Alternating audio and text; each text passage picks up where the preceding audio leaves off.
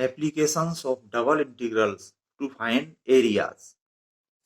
Example 1. Find by double integration the area lying between the curves y equal to 2 minus x square and y equal to x. Solution. The given curve y equal to 2 minus x square is a parabola with vertex at the point 0, 2, and curve y equal to x is a straight line. For points on parabola x square equal to minus bracket में y minus 2, इस तरह से इसको हम लिख सकते हैं। इसको इधर ले गए और y को इधर, और इसमें y का जो है ये कोएफिशिएंट -1 ये बाहर निकालती हुई इस तरह से ये हमारी जो पैराबोला है इसकी वर्टेक्स हमें दिखाई दे रही है। यहाँ ये x माइनस 0 है और ये y माइनस 2 है, तो वर्टेक्स 0, 2 पर, और इस तरह से ये पैराबोला ये हमारा बन जाता है। यहाँ पर देखिए ओरिजिन एक्स एक्सिस, ये वाई एक्सिस, और इस वाई एक्सिस पर x इक्वल टू 0 और ये इतनी हाइट 2 पर इसकी ये वर्टेक्स है। ठीक है, और इस तरह से ये इस नेगेटिव साइन की वजह से ये हमने ऐसे ये पैराबोला बना दिया। फिर भी कोई डाउट हो तो इस पे ये और पॉइंट्स हम लगा के देख सकते हैं। इसमें x की जगह ये 0, 1, 2, -1, -2 लगा के करस्पॉन्डिंग वैल्यू ये y की जो हमें मिल गई है, तो इससे हमें ये पॉइंट्स 0, 2 जो कि इसकी वर्टेक्स है ये दिखाई दे रही है, और ये 1, 1 यहाँ पे ये पॉइंट है, और ये 2, -2 ये पॉइंट है, और ये -1, 1 ये -1, 1 यहाँ पे ये पॉइंट हो जाएगा। ठीक है, और -2, -2 ये हो जाएगा। तो इस तरह से ये इतने सारे पॉइंट्स को मिलाते हुए हम ऐसे भी पैराबोला बना सकते हैं। Likewise the curve y equal to x जो स्ट्रेट लाइन है, ये तो ओरिजिन से जाने वाली सीधी सी ये लाइन बनी रही है। इस पे भी हालांकि कुछ पॉइंट्स देखे गए हैं जो कि इतना जरूरी नहीं है, आप डायरेक्ट इस तरह से ये लाइन बना सकते हैं। और इस लाइन और पैराबोला के जो पॉइंट्स ऑफ इंटरसेक्शन है, ये 2 पॉइंट हमें मिल रहे हैं, एक ये है और एक ये है, जो कि इन दोनों के पॉइंट्स ऑफ इंटरसेक्शन यहाँ पे कैलकुलेट किए हुए हैं। तो ये 2 पॉइंट मिल गए, 1, 1 एंड -2, 2, ये इस तरह से। तो ये लाइन और पैराबोला के बीच में ये जो एरिया है ये रिक्वायर्ड है। ठीक, clearly the area need to be required is ABCDA, ये एरिया ABCD से लेके A तक ये एरिया है। So this area ABCDA equal to, ये हम कर देंगे यहां पर इक्वल टू ये डबल इंटीग्रल। तो एरिया वैसे ये एलिमेंट्री एरिया dy/dx, और इसका इंटीग्रेशन देखिए y के रेस्पेक्ट जो हम कर रहे हैं, तो y की लिमिट में ये x आ रहा है। ये स्ट्रिप हमने ऐसी ले ली है। यहाँ पे ये लाइन का इक्वेशन है y इक्वल टू x, तो यहाँ पे y इक्वल टू x है, और यहाँ पे y की वैल्यू इस पैराबोला की इक्वेशन से हमने देख ली, तो ये y इक्वल टू ये है ही हमारा इक्वेशन 2 माइनस एक्स स्क्वायर, ये 2 माइनस एक्स स्क्वायर, ये y की लिमिट हो गई x के टर्म्स में, और इसके बाद इसका x के रेस्पेक्ट इंटीग्रेशन करेंगे।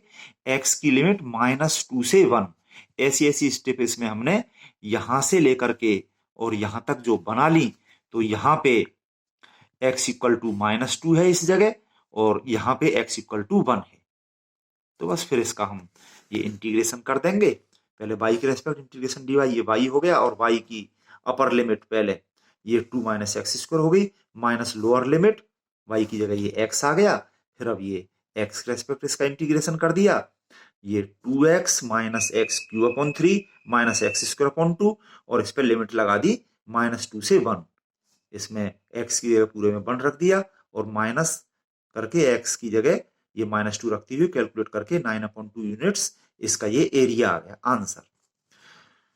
नेक्स्ट एग्जांपल 2 बिल्कुल इसके जैसा ही है। Find the double integration the area line between the parabola y equal to 4x minus x square and line y equal to x। ये line y equal to x तो ऐसी ही है बिल्कुल, और इसमें पैराबोला जो है ये हमने बना के, पहले आप इसको देख लीजिए एक बार, इसमें पॉइंट्स भी देख सकते हैं, नहीं तो ये डायरेक्ट भी हम बना सकते हैं पैराबोला। ये इस तरह से ये उसी टाइप का पैराबोला है और इस लाइन के बीच में ये एरिया इसी तरह से निकाला। तो ये इसको आप अच्छे से देख सकते हैं और ये कैलकुलेट होकर के इसका भी आंसर 9/2 यूनिट्स ही आ गया है। बिल्कुल सिमिलरली इसी तरह से इसको कर लेंगे। Next example 3, calculate the area of the region bounded by the curves y equal to 3x upon x square plus 2 and 4y equal to x square. Solution, the curve 4y equal to x square is a parabola. ये तो x square equal to 4ay की form का ये parabola है, जिसको आपको हम दिखाते हैं। ये पैराबोला ये है, x square equal to 4ay, ये पैराबोला हो गया ये वाला, ठीक है। और इस पे ये पॉइंट्स भी देख लिए हैं। This parabola passes through points -2 1 0 0 2 1। ये पैराबोला वैसे हम जानते हैं एक्स इक्वल टू 4ay, ये पैराबोला की ये वर्टेक्स है ओरिजिन 0 0 पर, और फिर ये इस तरह से ये बन रहा है। तो इसमें ये पॉइंट्स देख लिए हैं वैसे, -2 1 यहाँ पे हो जाएगा ये पॉइंट -2 1, और ये .21 ये पॉइंट यहाँ पे हो गया। तो इस तरह से इन पॉइंट्स को होकर जाता हुआ ये पैराबोला बना दिया है। Likewise for the curve y equal to 3x upon x square plus 2, इस कर्व पे पॉइंट देखे हैं, ये ओरिजिन से जा रही है वैसे तो सीधे सीधे, इसमें कांस्टेंट टर्म नहीं है, ठीक है। तो इसमें y इक्वल टू 0 यहाँ पर रख दें तो x इक्वल टू 0 मिल रहा है, y इक्वल टू 1 इसमें रख दिया तो इसको y इक्वल टू 1 रखा, इसको हम इधर ले गए तो ये x में क्वाड्रेटिक इक्वेशन बन गया। उससे सॉल्व करके x की 2 वैल्यूज 1 और 2 हमें मिल गई, और जब इसमें x के -1 रखा इसमें पूरे में तो ये y इक्वल टू -1। इस तरह से ये पॉइंट्स हमें मिल गए 0 0, ये 1 1 2 1 -1 -1। इन पॉइंट्स को हम दिखा रहे हैं आपको इस में। ये हमारी x एक्सिस y एक्सिस, इस पे ये हमने पॉइंट्स बना लिए। ये 0 0 तो ये ओरिजिन है ही, 1 1 इसमें ये पॉइंट यहाँ तक तो ये 2 है, यहाँ बीच में ये 1 1 यहाँ पे ये पॉइंट हो जाएगा इतना, ये हो गया यहाँ पे ये पॉइंट, ठीक है। और ये 2 1 ये हो गया इसी की 1 की सीध में, यहाँ पर ये x की डिस्टेंस डबल हो गई 2, यहाँ पे ये 2 1 पॉइंट, ठीक है। ये बना देते हैं, चलिए ये 1 1 2 1, और ये -1 -1, यहाँ पे ये -1 से नीचे ये -1, ठीक है। ये इस तरह से, तो इन पॉइंट्स को मिलाते हुए इस तरह से ये कर्व हम बना रहे हैं, यहां से ये आगे तक ऐसे ये कर्व जा रही है। Also for the curve this y equal to 0 that is x axis is an asymptote. ये कैसे देखा है, ये देखिए इसमें x की हाईएस्ट पावर एक्स स्क्वायर है, उसका कोफिशियंट है यहाँ पर y, और इधर कुछ भी नहीं है, यानी कि y इक्वल टू 0 जो हमें मिल गया ये x एक्सिस।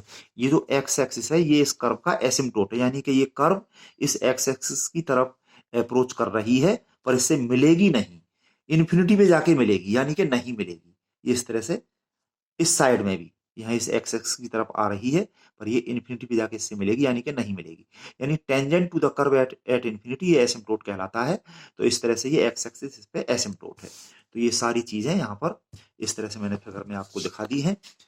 फिर इन दोनों कर्व्स के, ये पैराबोला और ये कर्व, इनके पॉइंट्स ऑफ इंटरसेक्शन देख ली। For the points of intersection of two curves this and this, तो इसमें यहां से y equal to x square upon 4 यहां से इधर रख दिया, तो this equal to x square upon 4 यहां से रख के फिर इसमें हम 4 को इधर ले गए, ये 12x इस साइड में और इस साइड में ये x square into x square plus 2, फिर सबको एक साइड में ले जा करके इसके हमने फैक्टर कर लिए और इससे सॉल्व करके हमें x की 2 वैल्यू मिल गई है। इससे x इक्वल टू 0 और इससे x इक्वल टू 2, ये 2 वैल्यू मिल गई और इससे कॉम्प्लेक्स वैल्यू मिल रही है जो वास्तव में नहीं है, तो ये 2 वैल्यू मिल रही है। x की ये 2 वैल्यूज फिर हम इसमें रख दें यहाँ पे, तो यहाँ से y किसी में भी रख दें, इसमें भी रख सकते हैं, चलो ये सिंपल है। यहाँ पे ये रख के x इक्वल टू 0 से y इक्वल टू 0 मिल गया, x इक्वल टू 2 इसमें रख दिया तो y इक्वल टू 1 मिल गया। इस तरह से ये that is 0 0 and 2 1 are the 2 points of intersection. ये 0 0 यानी कि ओरिजिन और ये 2 1, इन 2 पॉइंट्स पे ये हमारा पैराबोला और ये कर्व इंटरसेक्ट कर रही है और ये पैराबोला और इस कर्व के बीच का ये रीजन रिक्वायर्ड है।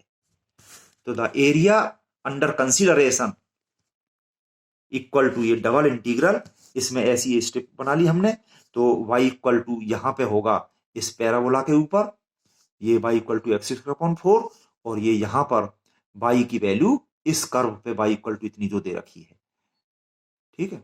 तो ये y की लिमिट्स x के टर्म्स में है और इसमें x की लिमिट है 0 से 2, ठीक है। तो इसमें पहले इंटीग्रेशन dy ये y हो गया और y की लिमिट लगा दी, पहले ये अपर लिमिट इतनी माइनस लोअर लिमिट इतनी ये लगा दी और फिर इसका x के रेस्पेक्ट इंटीग्रेशन ये हमने कर लिया। एक्स स्क्वायर प्लस 2 को जब हम t मानेंगे तो ऊपर हमको dt मिल जाएगा और ये लॉग में आ गया इसका इंटीग्रेशन और इसका हो गया minus x Q upon 3 into 4 ये। फिर इसमें हमने लगा दी अपर लिमिट 2 और लोअर लिमिट 0 लगा करके कैलकुलेट करके ये हमारा आंसर आ गया log 3 raised to the power 3/2 minus 2/3 answer. Next example 4.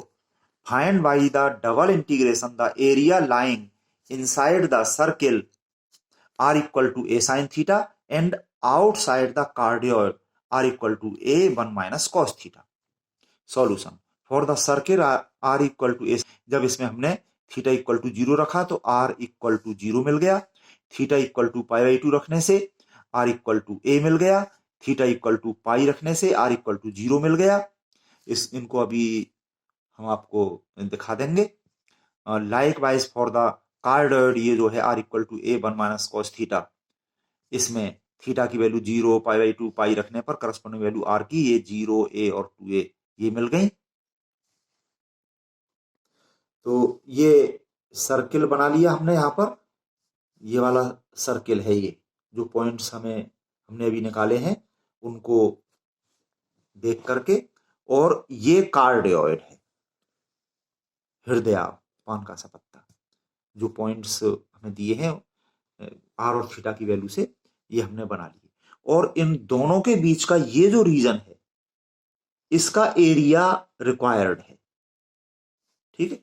तो इसमें ये जो चीजें हैं देख सकते हो, यहाँ पे थीटा इक्वल टू 0 यानी कि इनिशियल लाइन पे सर्किल के लिए r इक्वल टू 0 है, थीटा इक्वल टू π/2 यानी कि बाई एक्सिस पे r इक्वल टू a, उसकी डायमीटर हो गई सर्किल की, और थीटा इक्वल टू पाई पे वो दूसरी साइड में वहां भी r इक्वल टू 0 है। तो ये इस तरह से ये सर्किल बन रहा है, यहाँ पे r इक्वल टू 0 और इस साइड से देखें हम यहाँ पे r और यहाँ पे r इक्वल टू a, इस सर्किल की डायमीटर है पूरी। और इसी तरह से ये कार्डियोइड देख सकते हो, इसमें थीटा इक्वल टू 0 पे r इक्वल टू 0 और थीटा इक्वल टू π/2 पे r इक्वल टू a, यहाँ पे ये कार्डियोइड के लिए भी यहाँ पे थीटा इक्वल टू 0 यानी कि इनिशियल लाइन पे r इक्वल टू 0 है, और ये यहाँ π/2 लाइन थीटा इक्वल टू π/2 ये जो बाई एक्सिस है इस पर यहाँ ये इतनी ही वो a डिस्टेंस यानी कि यहाँ पे ये टच कर रहे हैं सर्किल और ये कार्डियोइड, ठीक है। और ये थीटा इक्वल टू पाई पर ये r की वैल्यू ये निकाली है r इक्वल टू 2a, यहाँ पर रख दी है ये सारी चीजें रख के, ये इस तरह से हमने देख ली। तो ये हमारा ये ऐसा बन गया, और ये सिमेट्रिकल है, ये कार्डियोइड एक्स एक्सिस के जैसा ऊपर है वैसा ही नीचे है। ये पहचान भी हमें यहाँ से हो रही है कि इसका जो इक्वेशन है इसमें थीटा की जगह माइनस थीटा कर दें तो इस पर कोई इफेक्ट नहीं है, ये सिमेट्री की पहचान है। The area enclosed inside the circle r equal to a sine theta and outside the cardioid. ठीक है, इसके ये जो है